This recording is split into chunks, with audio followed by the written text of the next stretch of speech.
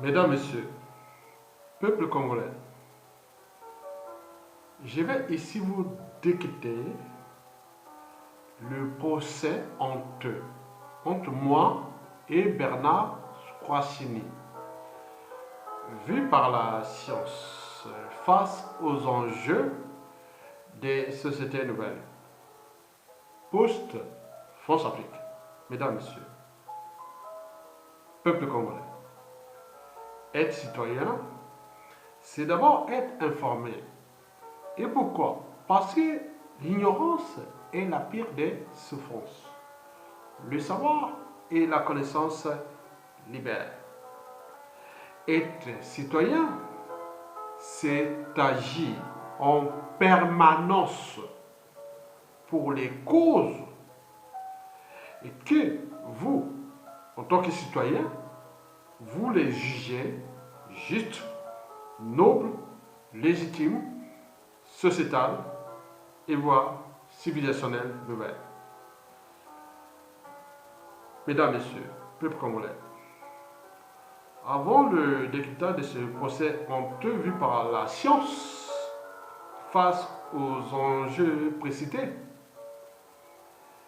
je vais ici vous laisser 5 infos universelles et immuables. Universelles parce que ça touche tout le monde. Immuables parce qu'ils n'ont jamais changé. Vous pouvez trouver tout autre, ça revient tout même. Les matheux, les mathématiciens, ils savent qu'il y a des choses que vous pouvez faire, voilà. Ça revient tout même. C'est même équation. Même les physiciens, les chimistes, biologistes, géologues et autres, on peut tout trouver. Astrophysiciens, on peut aller dans le domaine de la science. Mesdames, Messieurs, donc, ces 5 infos vont certainement éveiller votre cerveau, votre âme et conscience dans l'espace et le temps de votre existence universelle. Mesdames, Messieurs, la première info est que en votre âme et conscience, vous devez retenir, et maintenant, et jusqu'à la fin de votre vie, que le combat entre l'homme et la nature sera toujours perdu par l'homme. Retenez bien, le combat entre l'homme et la nature sera toujours perdu par l'homme. Parce que les forces ou les lois physiques, chimiques, biologiques, géologiques, astrophysiques, écosystémiques et tous les mots-clés que nous connaissons des domaines des sciences naturelles ou des sciences de l'évolution ou des sciences de la vie et de la terre, des sciences de l'environnement actuel et compagnie. Donc, ils viendront toujours à la même état d'esprit que l'homme ne pourra jamais contrôler indéfiniment la nature. Nous nous sommes mesurés face à la nature, mais ces lois sont énormes. Nous connaissions que moins de 1000 règles des lois de la nature, alors qu'il n'en existe plus d'1 million. Donc nous n'avons pas encore compris toutes ces lois. Donc ces forces sont colossales. Nous devons soit les comprendre, mais oui, les respecter. Et même dans les situations les plus graves, il faut une sorte de repli. On se replie, on dit non, on ne va pas attaquer parce que ces forces-là, elles sont là, elles existent depuis 4,6 milliards d'années. Alors que notre existence ne dure que de moins de 10 millions d'années. Le rapport n'est pas à notre faveur, mais du côté des forces que nous ne contrôlerons rien, jamais, jamais, jamais. La deuxième info, c'est que quand vous prenez par exemple une falaise face à la mer, le combat qui les gagne toujours, c'est toujours la mer qui les gagne parce que c'est force, toujours c'est rapport de force. Prenez un océanographe, même un élu qui est en face d'une falaise, où la mer est en train de...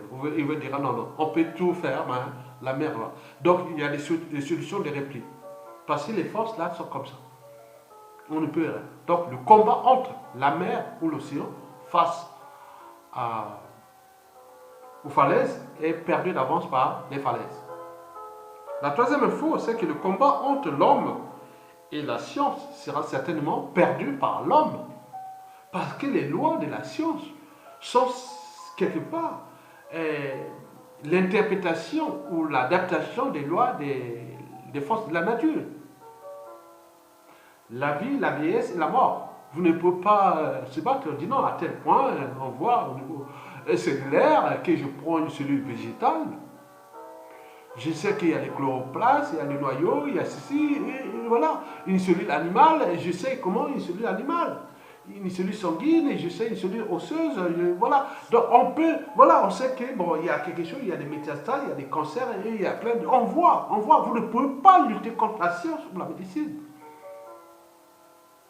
On est d'accord. Mais l'enjeu est de trouver des formes d'adaptation pour qu'on reste en vie. D'où l'enjeu de l'éducation et de plein de choses qui sont là. Mesdames et messieurs. La quatrième règle ou info, bon c'est que le combat entre tout régime politique, quel qu'il soit, oui, le régime politique quel qu'il soit, de fait ou de droit, contre le peuple, c'est toujours le peuple qui les gagne. Ah oui. Et oui, il faut retenir ça. L'histoire nous a prouvé qu'un dictateur, n'importe quel régime autre, c'est toujours le peuple qui va le gagner.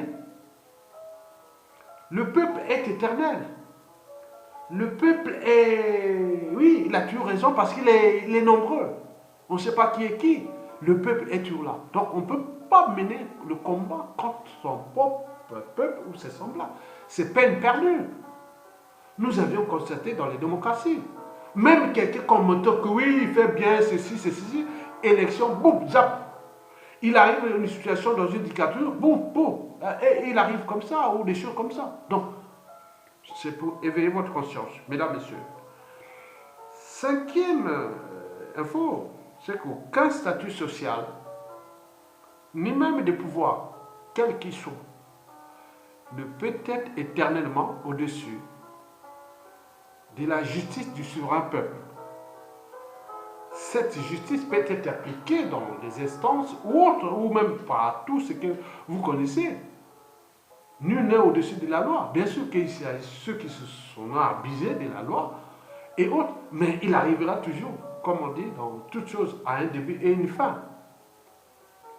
Mesdames, Messieurs, ceci dit, pourquoi le procès entre Bernard Squassini et Isidore Ayatonga est-il honteux? D'abord pour la France-Afrique médiévale, qui est la nouvelle France-Afrique qui est en téléchargement actuel, que nous avions les esprits France-Afrique, parce que nous ne sommes pas là comme ça. Il y a des esprits France-Afrique qui disent non, cette France-Afrique ne décolle jusqu'à nos jours, de la 5e République, elle est obsolète, c'est fini. Donc elle va nous entraîner dans un suicide collectif, dans une humiliation générale où tout le monde entier dit que la France et sa France-Afrique deviennent le problème. Et le monde entier est au courant de l'évolution des vidéos, de tout ce qui se passe. C'est sans fin.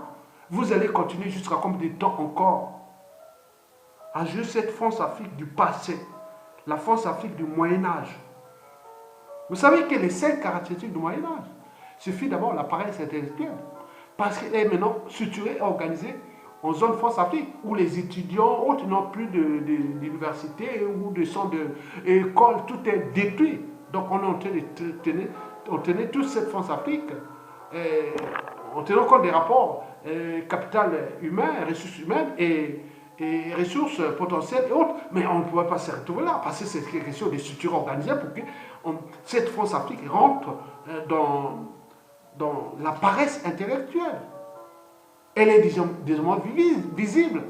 On voit tous les étudiants congolais à l'échelle congolaise. Vous avez des Cubains rapatriés, des médecins rapatriés au Congo. Ils rentrent là pour rentrer dans l'ignorance. Au Maroc, en Algérie, en Tunisie, dans toute l'Afrique, au Congo et partout. Donc, arrêtez l'hécatombe du génocide éducatif. Pensez derrière ces gens-là, qu'au Maroc, où même les Marocains sont venus humilier.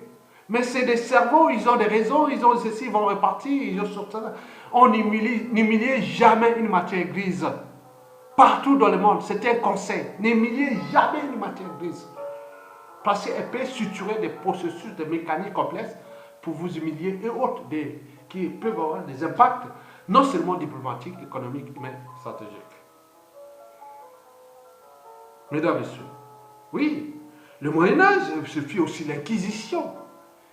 Elle est désormais visible dans la zone France-Afrique. Le procès, si se dessine là, si la France ne prend pas ses responsabilités, c'est un procès inquisitoire.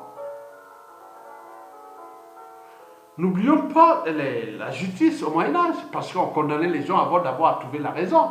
Mais vous avez par exemple pu voir, les Chouassini m'ont envoyé des lettres de rappel tout le temps, des lettres, envoyer des... Et oui, mais attends, mais j'ai moi-même un cerveau. Oui, la justice sait le faire en France. Mais pourquoi? Mais comment ça veut dire? Non, il faut aller au procès, il faut aller... Et j'ai fouillé le procès, moi. La sorcellerie, elle est là, parce qu'on va faire des montages. Oui, le Moyen-Âge, c'était la sorcellerie. On va faire des coups bas, des tortures, de coups bas, des coups tordus, comme ça devient des sorciers blancs, parce qu'on a vu ces individus à l'aéroport international éprouver des indicateurs où les gens venaient de tous les rangs, on a les sorciers blancs qui viennent là voir Sassou Nguesso. On l'a vu, partagé par les services congolais, qui disent non mais qu'est-ce ce monsieur, on connaît le nom. Mais s'il m'attaque aux justice, c'est pas grave, mais on le sait. Mais quelle France-Afrique aujourd'hui au XXIe siècle nous allons léguer aux générations actuelles et futures? Mesdames, Messieurs, je vous l'ai toujours dit, et je l'ai répété, je l'ai remarqué, et vu même d'ailleurs, imaginez-vous qu'un ancien patron du FBI, service de renseignement intérieur américain, ou un ancien patron de la CIA, après ses fonctions, va travailler pour le compte d'éducateurs quelque part dans le monde, et notamment en Afrique, et plus spécialement chez Sassou Nguesso. Ça se passe où? Cherchez partout dans le monde. Vous savez, tous les anciens des services secrets ou des renseignements intérieurs, regardez, ça se passe où? Et donc ce procès est une honte. Comment un ancien patron des services de renseignement intérieur français peut-il s'humilier et se retrouver avec un individu congolais et qui n'avait rien à faire avec lui, même si c'est un cerveau, parce que moi, avec Jean-Marie Michel Mokoko, en 2016, on sera déjà aux affaires, on sera déjà à 3 ans de restaurer ce pays, avec tous les espaces, les autres, les arbitrages, les consensus, les dialogues, les synergies, les complémentarités, tout sous de grandes échelles. On ne serait pas là. Les pays là ont été fracassés. Mais ils viennent nous attaquer ici alors qu'ils apportent l'injustice et des coups bas et des coups tordus là-bas. Donc on va aller au procès. Mesdames, Messieurs, peuple congolais, peuple africain, vous devez prendre conscience de ce procès. Et si vous êtes capable de repenser l'Afrique de demain, venez nombreux ce jour-là du 20 septembre 2019 au tribunal de grande instance de Paris. Pour montrer aux yeux de la conscience déjà française qu'il y a une certaine oligarchie politico-affairiste, des gens qui ont travaillé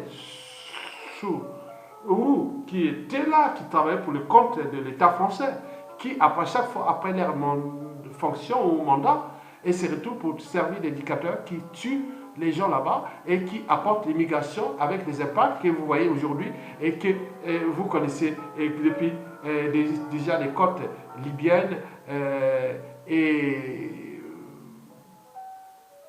italiennes, espagnoles, et voilà. Alors que ces peuples ne demandaient pas ça. Vous avez tout compris.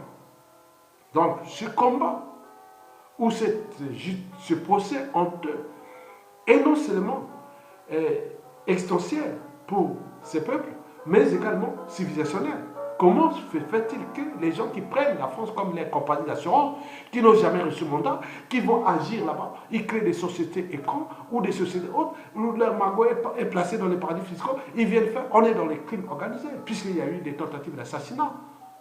Ici en France, où il y a eu même un ancien agent de la DGSC français qui est mort dans ces trucs-là, et moi aussi on voulait m'attaquer, et donc on ne sait pas. Donc c'est de la criminalité organisée. Et la France va-t-elle tolérer ça au XXIe siècle, sous peut-être de la France-Afrique, alors que ces Africains n'ont jamais dit non à la France.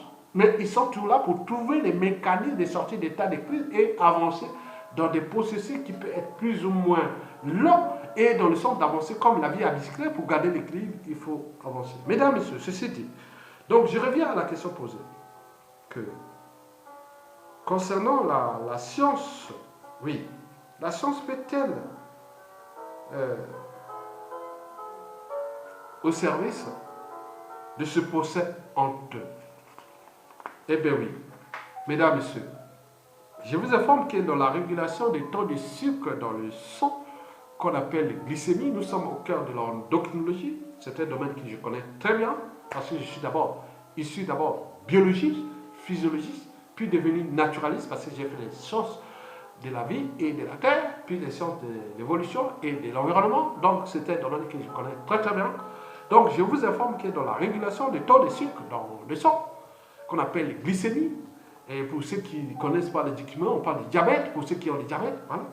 Nous avons deux hormones antagonistes.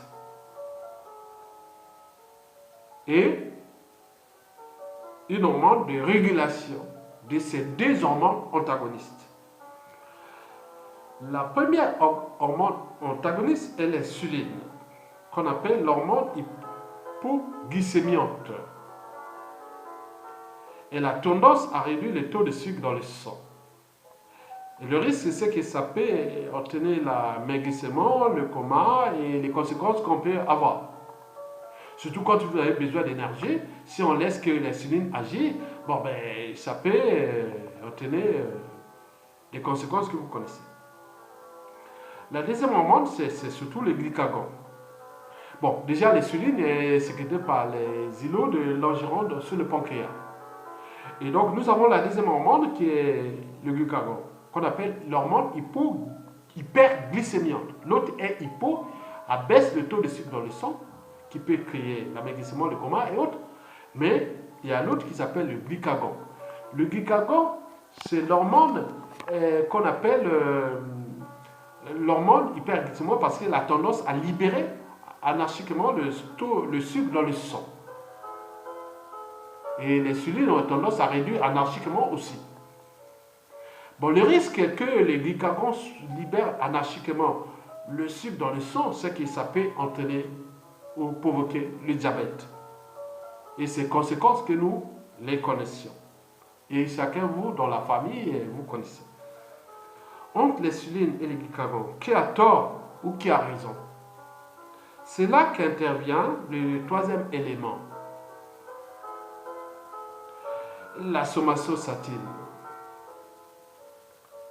et qui est sécrétée d'ailleurs dans le cerveau, notre sympathique cerveau. Je vous ai dit que le cerveau n'est pas un fardeau, c'est une ressource. Quels que soient les enjeux, quand vous allez tout gagner ou perdre, il vous restera cette ressource-là, le cerveau. C'est très important. Donc le troisième élément, c'est la somatosatine qui est sécrétée dans le cerveau. Sa mission, son rôle, ou sa politique et ses enjeux, c'est pour la bonne santé de l'organisme. La somatosatine est là pour appliquer et respecter les lois métaboliques. Retenez bien, elle est là pour respecter les lois métaboliques. L'enjeu pour elle est que le corps humain, notre corps au niveau métabolique, soit en bonne santé. Que vous pouvez fournir d'efforts sans avoir des manques de... Oui, fait qu'on dit que bon, ben, le corps manque d'énergie, bon ben il faut manger quoi. Va manger. C'est lui qui, quelque part, vous demande d'aller manger. C'est cette somatostatine qui est au centre de la satiété. Si le corps a besoin d'énergie pour toute activité physique, eh oui, c'est elle qui bloque l'insuline. Au contraire, si le corps n'a plus besoin d'énergie, par exemple, on n'a plus beaucoup d'activités physiques, ou on dort, ou oui, on n'a plus besoin. C'est cette somatostatine qui bloque le glucagon. Laisse-lui dormir, il n'a pas besoin d'énergie parce qu'il dort. Et toutes les fonctions végétatives sont au ralenti et tout ça. Voilà, il ne faut pas aller. Voilà. On est d'accord? C'est cet hormone-là qui est là, qui joue sur les deux en bas ici. Donc, la somatostatine est l'hormone des deux parties antagonistes. N'est pas l'ennemi du glucagon ni de l'insuline. Bien au contraire. Il est leur allié pour le respect de la santé de notre corps au point de vue métabolique, en tenant compte de la glycémie, le taux de sucre dans le sang qui rentre dans ce qu'on appelle le métabolisme basal. L'enjeu de notre corps qui soit en bonne santé. Maintenant, comment nous allons interpréter ça au niveau de ce procès honteux France-Afrique médiéval? Oui, parce que, oui, cet organisme France-Afrique qui est en mauvaise santé. Donc il faut voir entre l'insuline, le glucagon et la somatostatine pour que cet organisme est en mauvaise santé, France-Afrique. Donc nous, le but est qu'il soit en bonne santé. Donc il faut aller voir les côtés de l'insuline et du glucagon et de cet organisme France-Afrique qui est en mauvaise santé. Mesdames, Messieurs, bon, vous savez que la question s'est posée, qui représente l'insuline dans le cas de la France-Afrique et de ce procès, qui est déjà France-Afrique, quelque part. Et qui représente le glucagon et la somatostatine. La réponse n'est pas sorcière.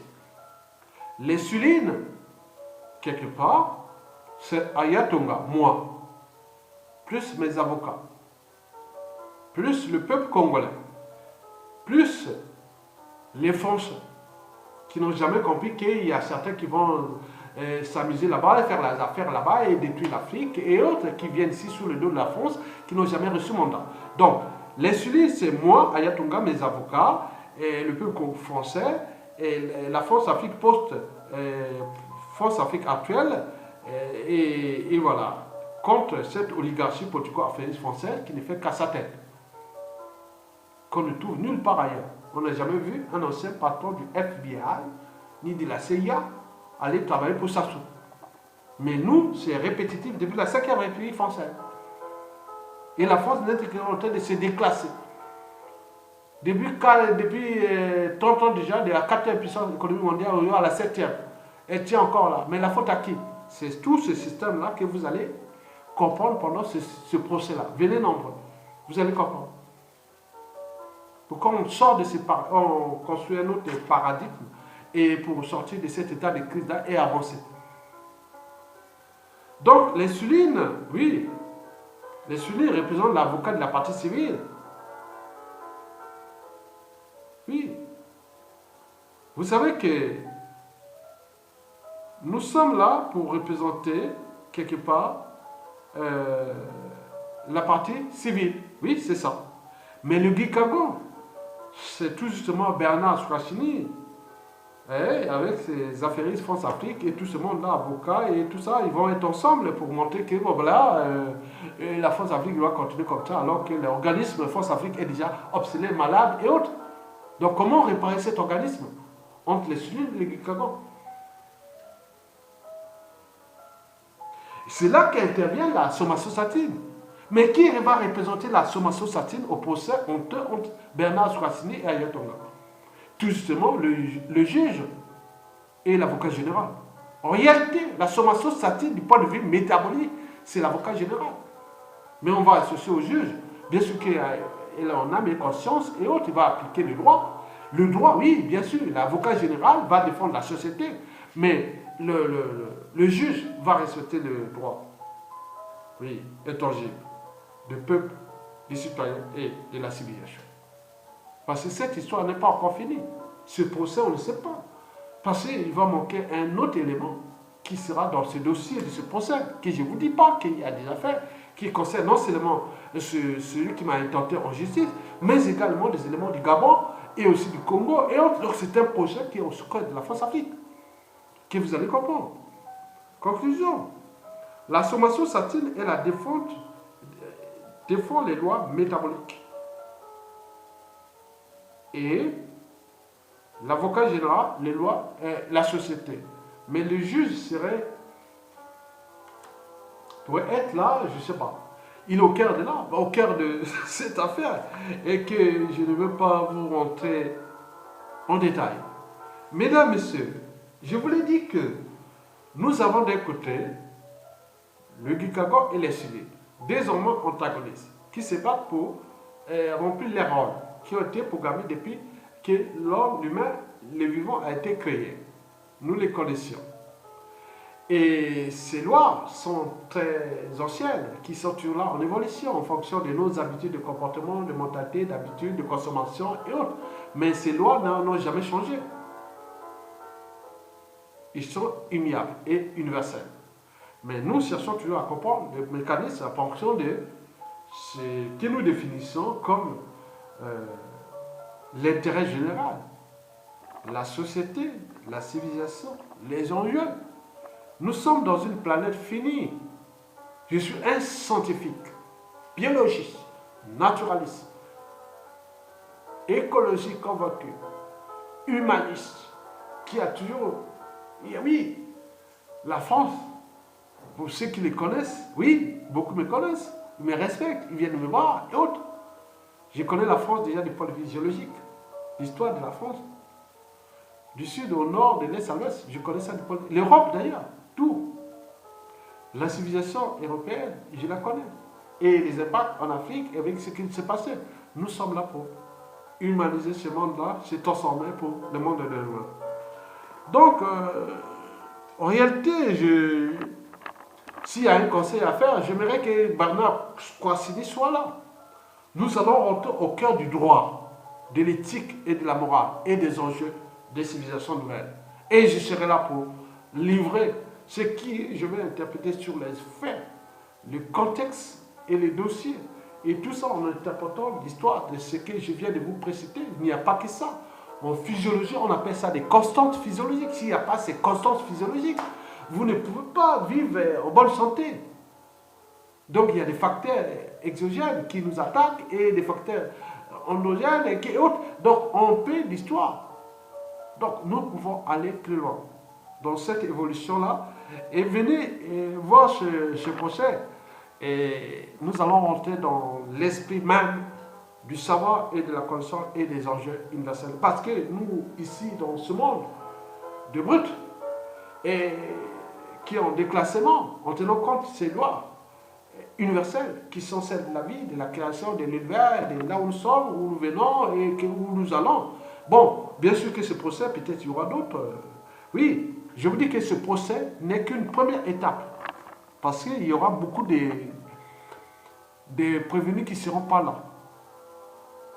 C'est un enjeu qui touche la France-Afrique, le Gabon et le Congo.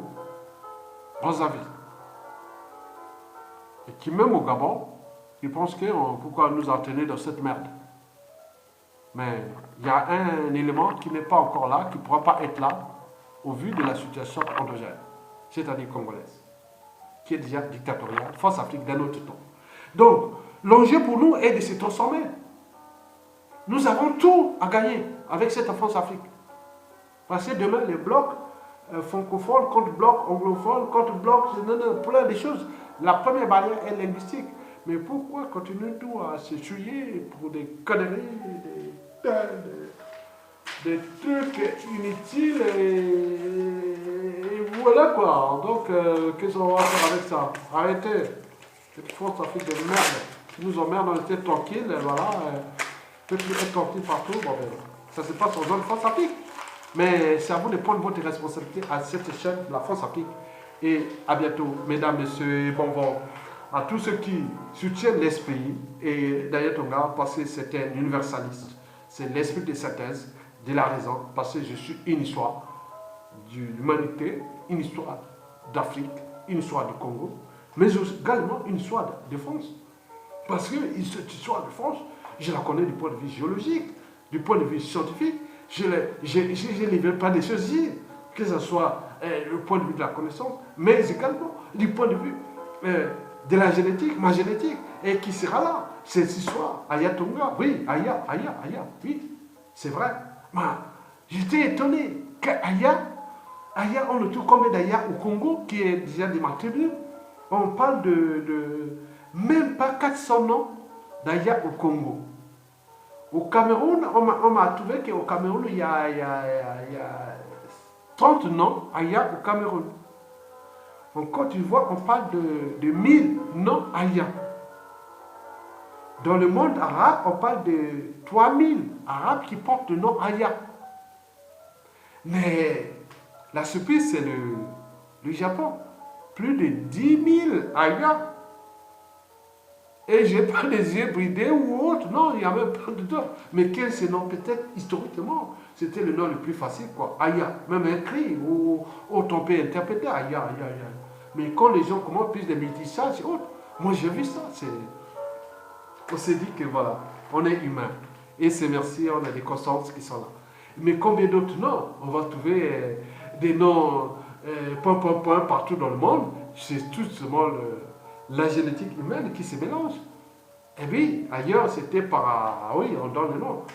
Et oui, j'ai des noms. Au Congo, Brazzaville, je vous dis que j'ai des noms. J'ai reçu des messages. Je vous informe qu'il y a des familles du nord au sud qui ont mis les noms de leurs enfants Isidore, Aya, Tonga.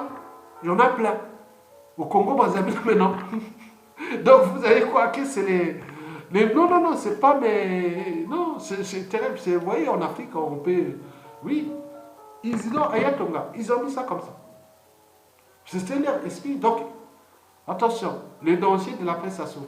Restez avec les gens qui ont le savoir, l'esprit de synthèse, de synergie, d'arbitrage, de repenser ces gens. Donc, on n'attaque pas la matière grise. Parce que si vous attaquez la matière grise, comme cela s'est passé à Cuba, l'Algérie, je n'ai pas vu, l'Algérie n'est pas rentrée là encore. Mais au Maroc, non, je ne sais pas. Non. Nous pourrons, voilà, donc c'est très compliqué pour le Maroc. Je dis que j'ai vu ça, comment les Marocains, et que tous les alliés des Sassou Nguesso sont majoritairement au Maroc, ils viennent se soigner là-bas, que le Maroc, pour l'honneur, ne peut pas dire non, mais ces enfants, ils vont faire l'école et autres, ils attaquent. Mais non, ce fut une humiliation. Et nous n'accepterons jamais ça. Vous avez tout compris. Merci.